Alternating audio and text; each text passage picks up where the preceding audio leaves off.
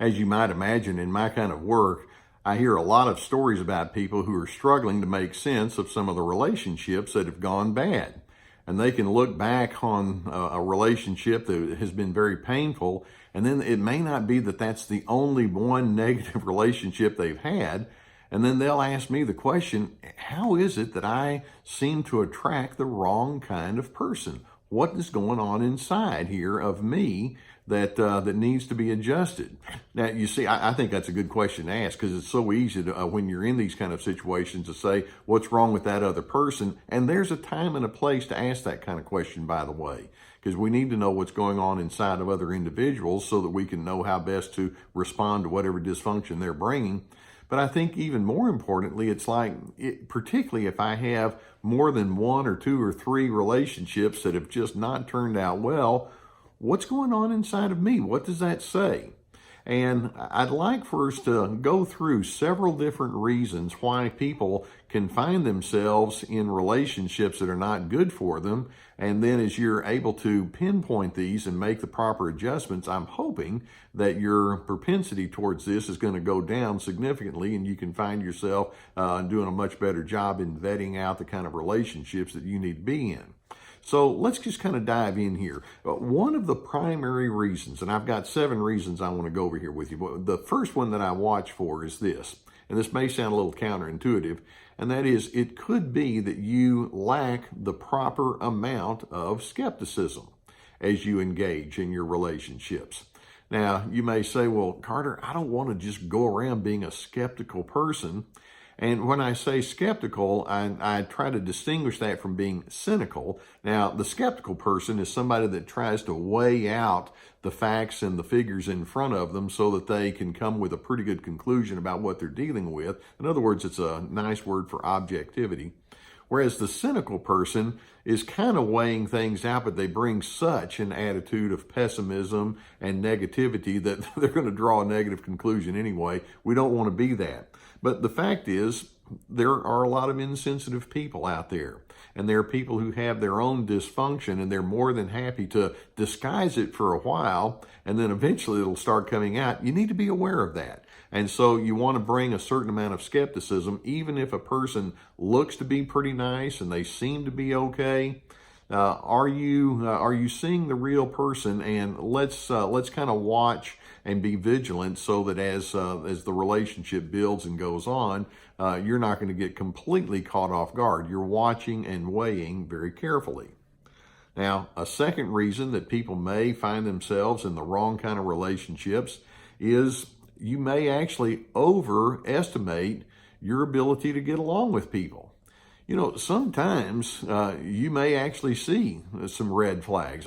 Whenever a relationship is breaking up, I'll often ask the question, well, in the early stages, did you see any kind of red flags that might imply that there would be some difficulty? And in a very high percentage of the cases, the answer is, oh yeah, I saw them. And then they'll say, well, but I thought we could work through it, or I felt a little bit too over eager, and so I knew that love was going to conquer all, or if it's in a work or friendship kind of relationship, I knew that I could handle these kind of things. And you overestimated yourself to the extent that you forget that many times in these relationships, it's the negative person that tends to win, if win means dominate, or if win means having the overwhelming control over the relationship. And that's not something that is all that good. And so people who overestimate their ability to get along with folks tend to also overlook red flags that are there. They make excuses on behalf of the other person. Now, a third reason, this kind of goes in a different direction, that you may find yourself in a wrong kind of relationship, is you may actually underestimate your worthiness. I think it would be interesting for you to ask, particularly if you have a history of being in wrong relationships, did I grow up with too much shame or judgment or question marks about who I am? And as a result, did I find myself being calculated in the way that I came across? And basically then it can cause you to start thinking, well, maybe it's not really okay for me to be all the way me. And as a result, when you are seeing some of these problems that run up the red flag, it's like, well, I don't know if I really should say anything because maybe it's just kind of inappropriate for me to speak up anyway, because you've not been given permission to listen to yourself very carefully. And people who have a judgmental history tend to sometimes short circuit themselves because of that. Now, a fourth reason sometimes that people can struggle with the wrong kind of relationship is their assertiveness leaves much to be desired. Now, as I'm talking here, and we talk about having a skepticism and looking at what the red flags might be, etc., there are times when you need to speak up. But the person who finds themselves repeatedly in the wrong kind of relationship may say, well, I tried to speak up and it didn't get me anywhere. Or I'm not the kind of person that really likes to create strain and tension, so I really didn't say nearly as much as I needed to. Either way, whatever assertion and boundaries and stipulations that might have been necessary to be explained and talked out wasn't really done so in a very good way. It could be that the other person winds up just kind of shutting you down, so you think, well, I just don't want to create any more problems, and so you hold your peace in a not so good way. Now, a fifth reason that you may have gotten into a wrong relationship, perhaps you were a little too hungry for affirmation. Now, we all want to be affirmed. I like being affirmed, and sometimes people are willing to overlook some bad behavior or rejection kind of messages because, well, the affirmation is there. And so it may be that you feel like I have to meet that other person's agenda and do whatever is necessary. But if there's that nice carrot dangling on the end of the stick and I'm going to be told that I'm a nice person, I'm kind of willing to do that. An over hunger for affirmation. Or a sixth reason that you may be drawn into the wrong kind of relationship. And that is, dysfunction may be part of your norm. It could be that you have a certain woundedness inside of your personality that goes way back with other primary and early developmental relationships that have not been resolved. And because of that wounded self that you have, you find yourself repeating some of the negative patterns that you were in way back then. And if people are not very sensitive or they're not being very tuned into you, there may just be a sense that says, well, I guess that's just the way people are, and you overlook too much. And then finally, a seventh reason that some people can struggle and allow themselves to be in the wrong relationships, it may be due to a lack of relationship training. Now, to get a perspective on that, let's go back to when you were 15 or 16 years old. How many times did someone sit down with you and say, hey, let's discuss your philosophies of doing relationship? And let's talk about how you're going to manage conflicts. And when strain and difficulty comes, let's discuss the proper communication patterns that you'll need to maintain as you engage with people along those lines. How many of those conversations did you have? And my guess is a lot of you would say, well, counting the next time, that would be one. In other words, it just didn't happen. If you have some training growing up, it would probably be in the direction of somebody saying, hey, knock it off, or you can do better than that, or just try harder. And that's about the extent of your training that you might have gotten. So having said all of that, let's take a few thoughts as we wrap up here in terms of how you might keep yourself from not being caught up in these wrong kind of relationships.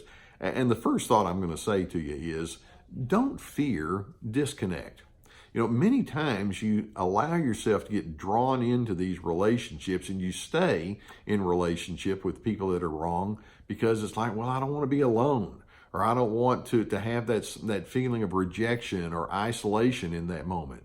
And sure enough, it's not the best thing in the world, but it's not like it's fatal either.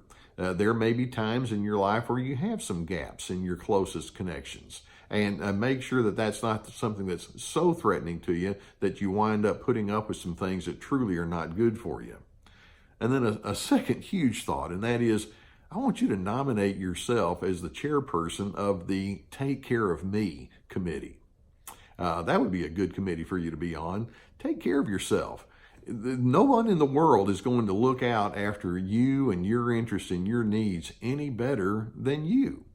Other individuals, unfortunately, if they're not as sensitive as you would like, They may be looking at you thinking, I wonder how I might be able to exploit this relationship for my good. And if you're not thinking that way, then you get pulled right in to their wily ways.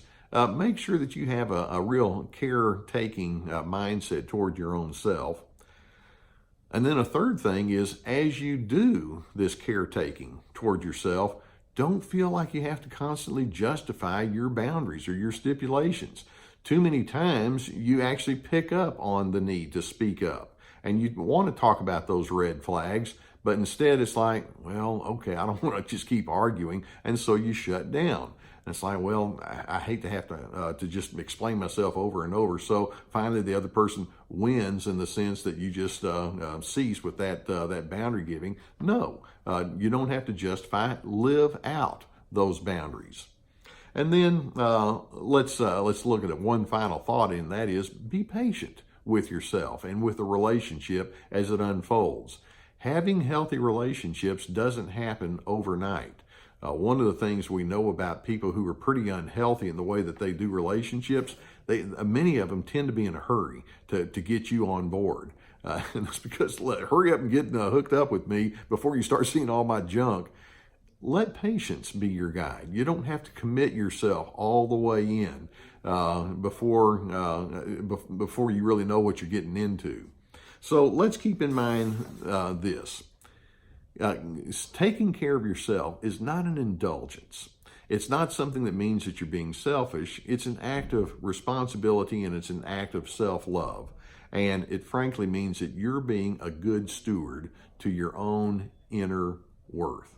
And I hope that that's something that you would be willing to think through very carefully so that you don't let yourself get pulled in where you don't need to go. Now, keep in mind, Dr. C, DRC, stands for dignity, respect, and civility. And I'm wanting you to think in those kind of terms as you engage with other individuals. And I want you to set yourself up as you are engaging with them so that you will be in the highest position for those ingredients to come your way. I think that's what it's all about. We need that in both directions. Now, I do hope that you find value in videos such as this. Beneath the video here, you're going to see the subscribe button. I would encourage you to hit that so that as more videos come along, we'll keep you apprised of when they're going to be there. Also beneath the videos, there are links to some of my books and some online workshops and availabilities for online counseling. If you need those kinds of things, I would hope that you would avail yourself to that. Just know that I am honored that you would have me on your journey with you. Now, having said all of that, I'll see you next time.